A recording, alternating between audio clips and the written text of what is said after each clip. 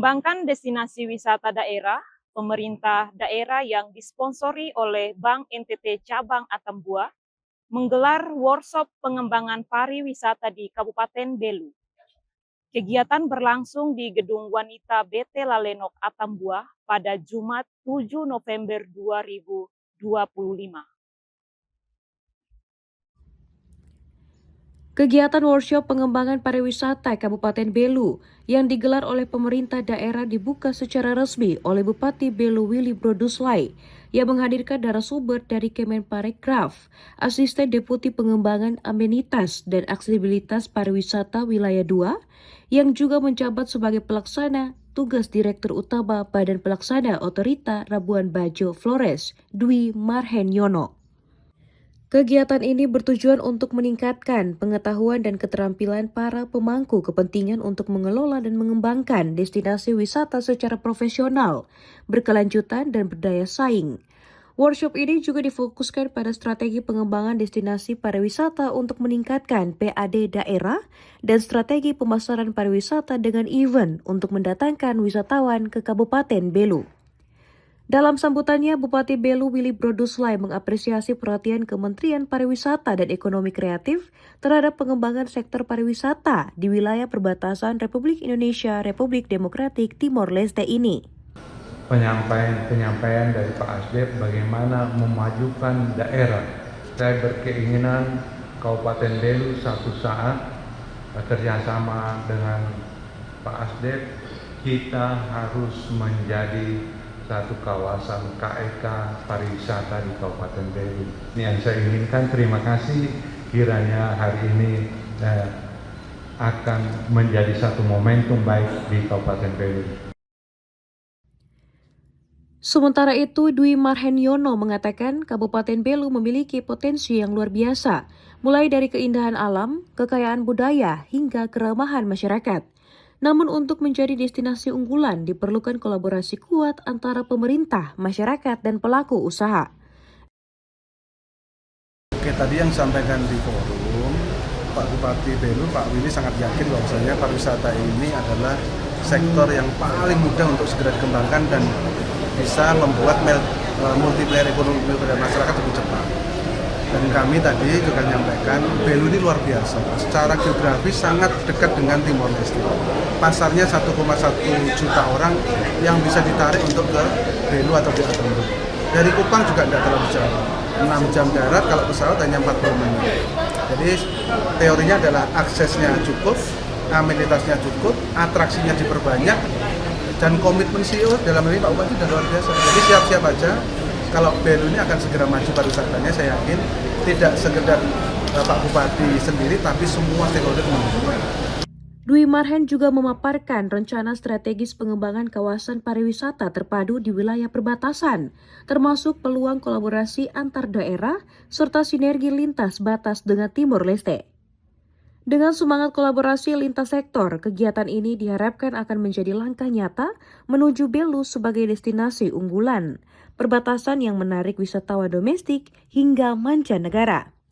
Dari Belu, Tim Liputan Atambua TV melaporkan.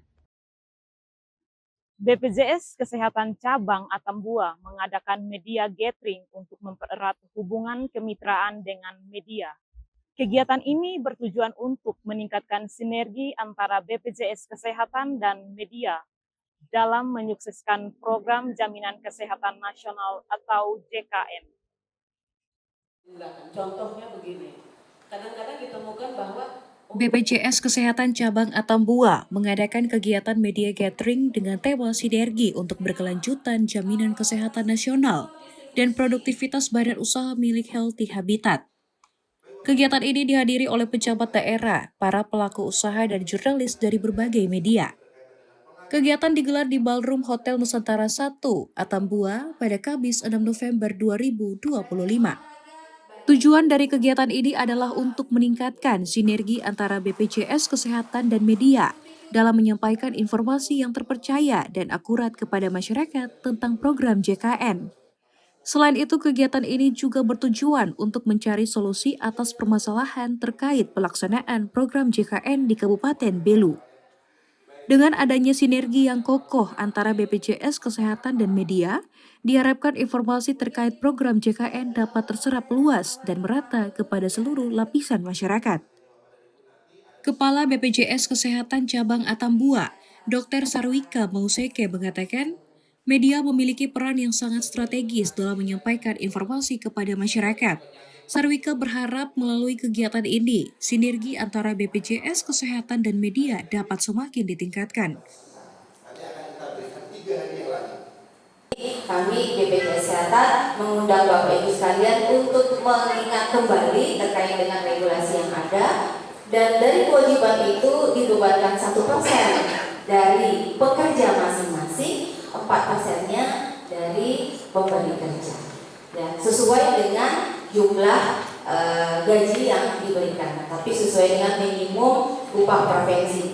Kami akan memberikan informasi update terbaru terkait dengan JKN. Apa-apa saja inovasi yang sudah ada, yang pasti yang kita lakukan adalah untuk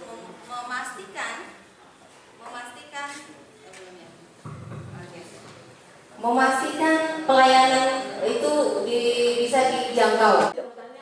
Siapa yang harus membayar? Karena itu merupakan kewajiban. Dukungan dari semua elemen masyarakat termasuk media sangat penting untuk mewujudkan penyelenggaraan pemerintahan yang transparan, efisien, dan efektif melalui pemanfaatan teknologi informasi dan komunikasi. Dengan demikian diharapkan masyarakat Belu dapat semakin sejahtera dan memiliki akses yang lebih baik terhadap layanan kesehatan yang berkualitas. Dari Belu, tim liputan Atambua TV melaporkan.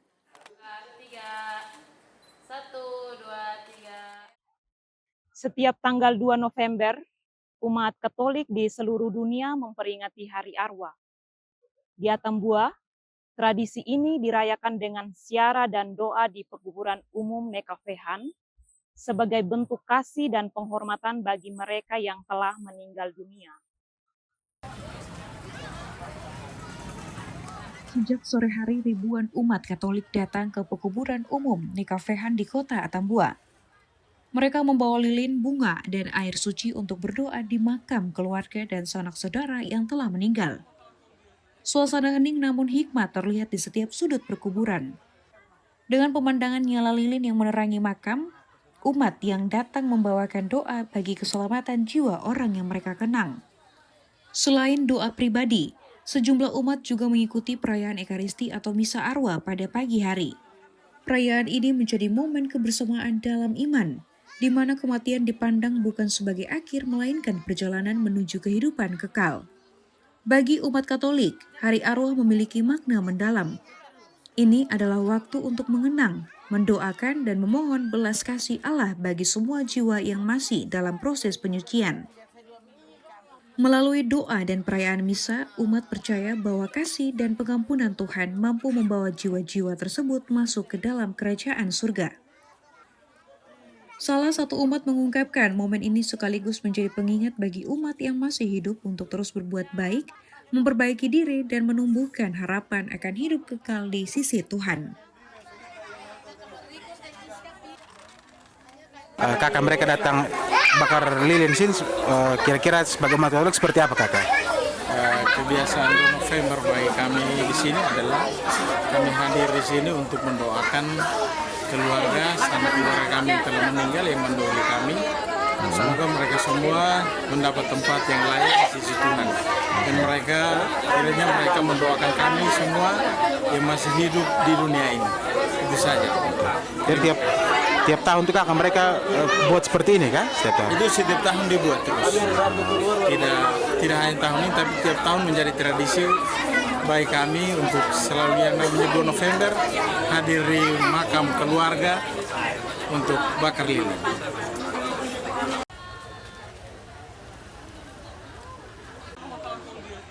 Hari Arwah juga mengingatkan umat akan makna kebangkitan dan kehidupan kekal. Kematian dipandang sebagai perubahan menuju kehidupan baru, di mana setiap orang beriman akan dipersatukan kembali dalam kasih Allah. Dari Belu, tim liputan Atambua TV melaporkan.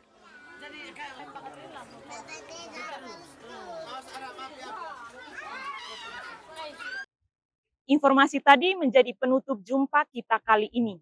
Saksikan terus Baita Belu di jam dan hari yang sama. Mewakili seluruh kru yang bertugas, saya Yustin mengucapkan selamat beraktivitas dan sampai jumpa.